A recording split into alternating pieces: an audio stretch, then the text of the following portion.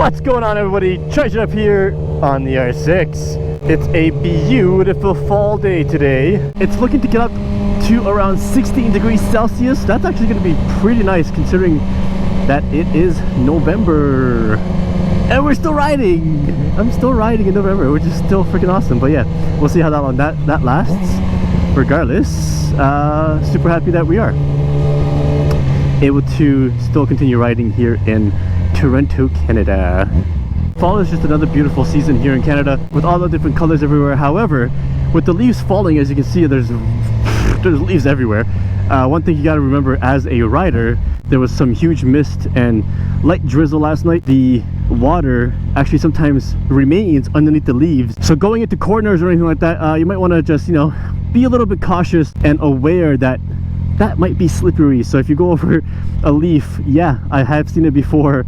Almost has happened to me. I have definitely seen it before, someone go down going into a patch of leaves on a turn. Anyways, for today's video, I want to talk about something that actually happened a couple of weeks ago while I was riding my R6. So I was just riding around with the R6, going from store to store, back and forth, just doing some errands here and there. I ended up in Oshawa, where there's usually bike meets on Friday nights. There's usually two locations that there are bike meets. I stopped at the first location. It was around 7-ish, still light out.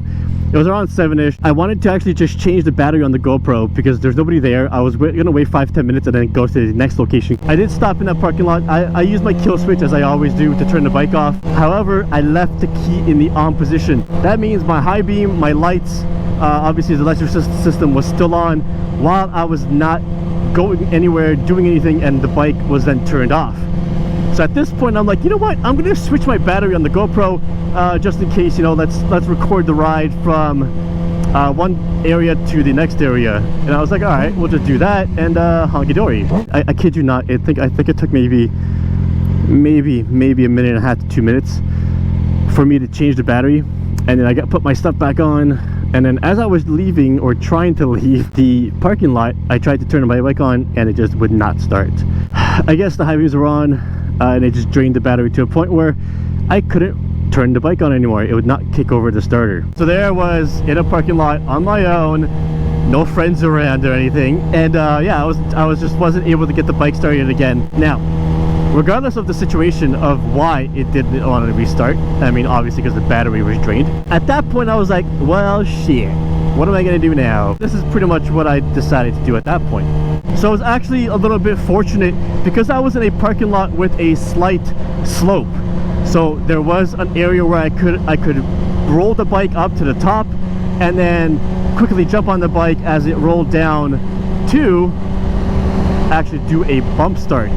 Now this is the whole premise behind my video today, is how to bump start a motorcycle when the battery has just died on you. So there are a number of ways that you can actually get your bike restarted if your battery dies on you. All of them obviously have to do with bump starting it. First way that you can do it is by you pushing the bike, right? Pushing the bike from either the left side or the right side. However you push it, however you're comfortable doing it.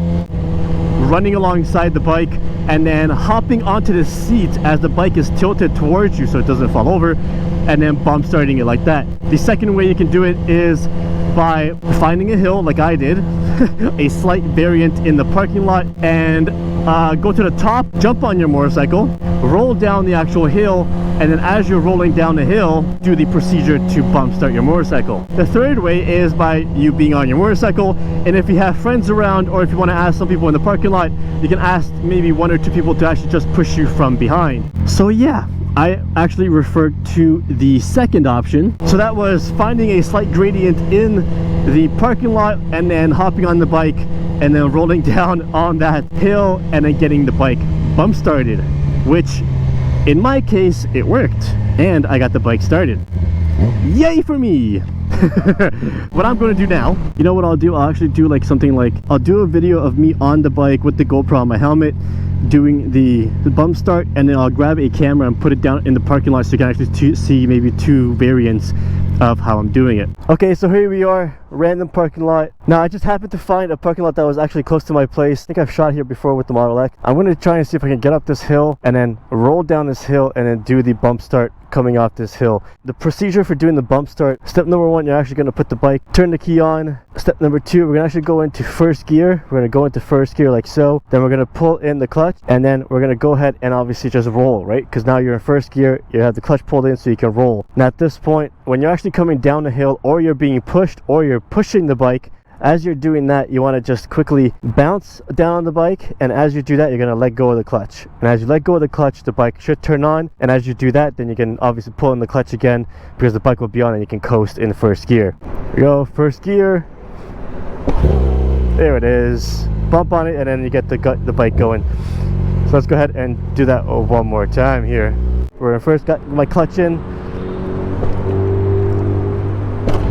There we go. As you bump start it, so as you hit your ass to that seat, let go of that clutch, drop that clutch, and then the bike should actually just do the bump start to actually get you going again. Bike going. There it is. Got the bike moving again.